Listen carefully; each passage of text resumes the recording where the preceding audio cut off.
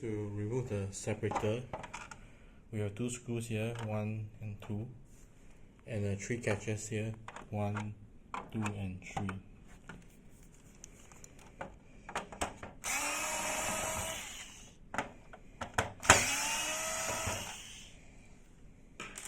So to access from the catches, we need to rotate to the printer base rear and to press on these catches here.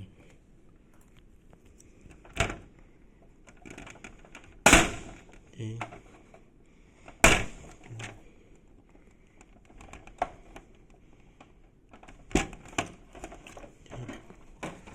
Once done, you can remove the separator plastic.